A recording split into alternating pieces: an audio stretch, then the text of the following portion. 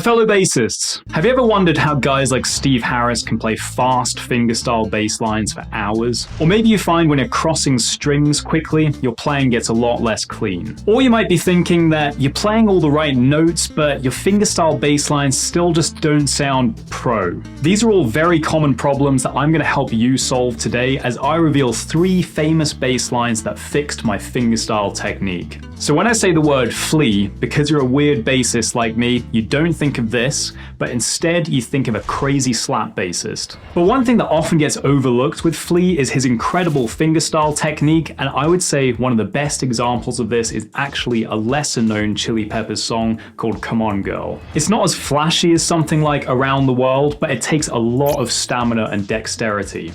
If you can master this bass line, you're going to massively improve your fingerstyle speed, dexterity, and string crossing ability. So let's take a look at the first phrase.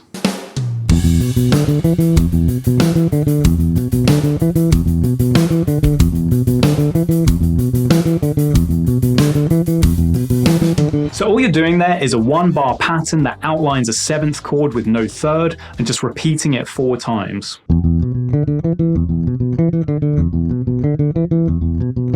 The next phrase moves around the fretboard a bit more, but it's really just the same constant 16th notes, and now you're doing power chords like this.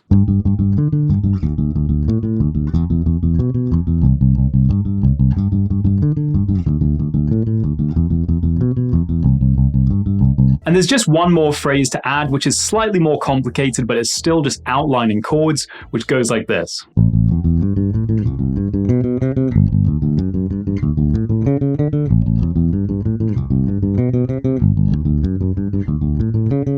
One of the main challenges of this bass line is that it requires so much stamina because you're playing constant 16th notes with no rest at all. But that's also what makes it such a good fingerstyle workout. So let's try playing the whole thing together now.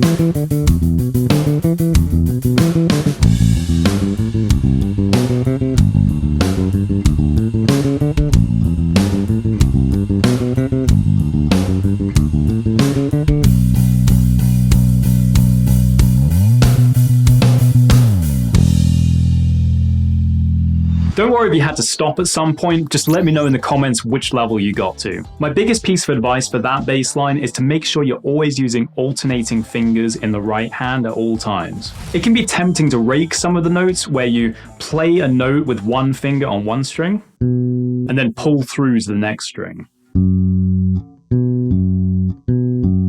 The problem when you rake a note and then go back to alternating fingers like you were before is that now your index finger is playing all the off beats and your middle finger is playing all the down beats.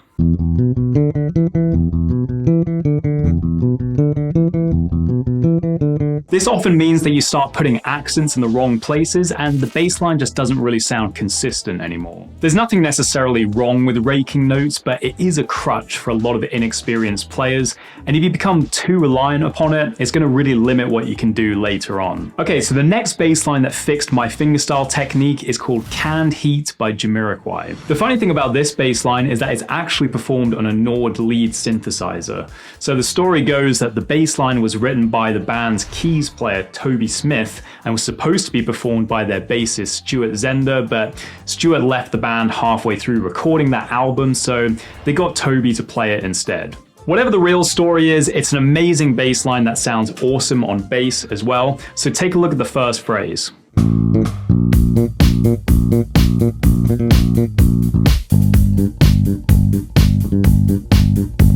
So So the first thing that this bass line helped me to master was quick octaves, which come up so much in disco and funk and just all bass lines. But the other thing that this bass line really worked on for me is note lengths. So I'm going to play the whole verse now and take a look at how short and long note lengths are used to create anticipation in certain spots.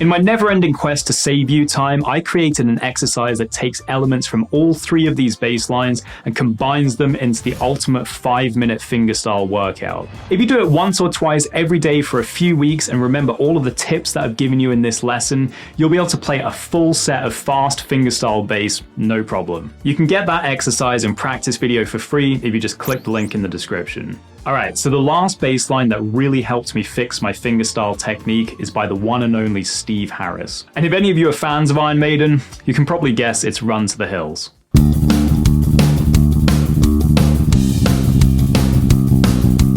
Practicing this bass line over and over is what finally gave me true right-hand stamina and finally locked in my ability to play a good old gallop bass line. A gallop bass line means it just has this rhythm,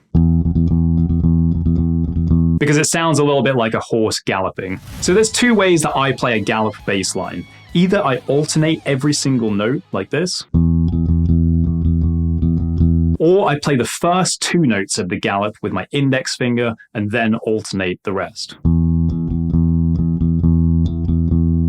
It doesn't really matter which technique you use as long as you're making sure to put the accents on the downbeat, because that's really crucial to getting that gallop effect. Other than that, there's not really anything actually complicated about this bass line. It's almost entirely root notes. It's just really fast and relentless for a long period of time. So let's try and play it together and see what happens.